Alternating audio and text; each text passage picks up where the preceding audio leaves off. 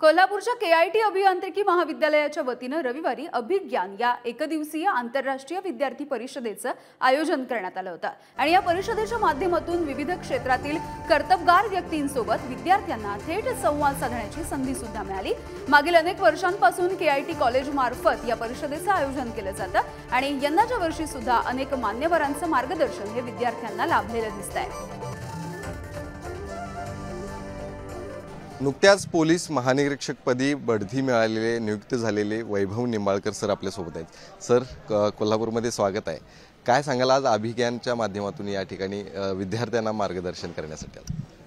Thank you so much. कोल्हापूरमध्ये येऊन खूप आनंद आहे। कोल्हापूरची माती, कोल्हापूरची हवा, कोल्हापूरची माणसं नेहमीच सदैव प्रिय राहिली आहेत आणि आजचं विशेष कारण येण्याचं म्हणजे अभिज्ञान जो आपला इव्हेंट आहे केआयटी द्वारा जो आयोजित केला जातो दरवर्षी, तर त्याच्यामध्ये एक स्पीकर म्हणून गेस्ट स्पीकर म्हणून बोलण्याची संधी मिळते आणि या इव्हेंटचं खासियत अशी की ही युवकांसाठी आयोजित केलेली ही कॉन्फरन्स आहे आणि खूप मान्यवर आपापल्या क्षेत्रातले नामांकित व्यक्ती त्याच्यामध्ये भाग घेतात आणि त्यातही मला भाग घ्यायची संधी मिळते। हे माझ्यासाठी एक मोठी सन्मानाची बाब आहे। तर अनेक IPS अधिकारी झाले, मात्र वैभव निंबाळकर यांचं नाव जे आहे ते आसाममधल्या आपल्या कामगिरीमुळे नेहमीच चर्चेत राहिलेलं आहे।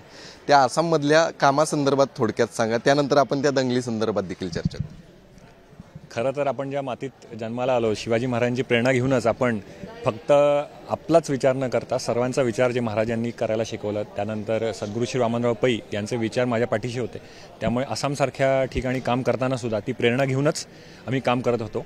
तर आसामसारख्या एखाद्या दुर्गम भाग, खरं तर तिकडं अनेक भाग दुर्गम आहेत, त्या ठिकाणी काम करणं आणि आता पुन्हा महाराष्ट्रात येऊन महानिरीक्षकपदी आपली गेल्या वर्षी नियुक्ती झाली, हा सगळा प्रवास आता सुरू आहे। आता काय नेमके उद्दिष्ट डोक्यासमोर आहेत? नवीन वर्ष देखील आता सुरू झाले। खरं, नवीन वर्षाच्या सर्वप्रथम सर्वांना शुभेच्छा आहेत माझ्याकडून आणि या नवीन वर्षामध्ये माझी DIG म्हणून जी बढती झाली, प्रमोशन झालं आणि मी CRPFमध्ये वेस्टर्न सेक्टर हेडक्वार्टर मुख्यालयामध्ये जॉईन केलं, DIG ऑपरेशन्स आणि इंटेलिजन्समध्ये।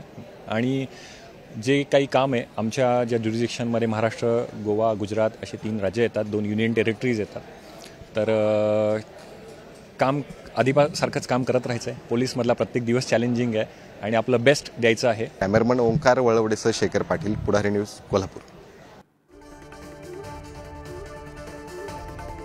तर केआयटी महाविद्यालयामध्ये अभिज्ञान परिषदेचे आयोजन करण्यात आलेलं होतं। एक दिवसीय आंतरराष्ट्रीय परिषद होती ही आणि या परिषदेच्या माध्यमातून वेगवेगळी जी क्षेत्र आहेत त्यामधले असंख्य मान्यवर इथे उपस्थित होते आणि या मान्यवरांचं विद्यार्थ्यांना थेट अशा पद्धतीचं मार्गदर्शन मिळालेलं आहे। तर या मान्यवरांसोबत संवाद साधण्याची संधी सुद्धा विद्यार्थ्यांना मिळाली आहे।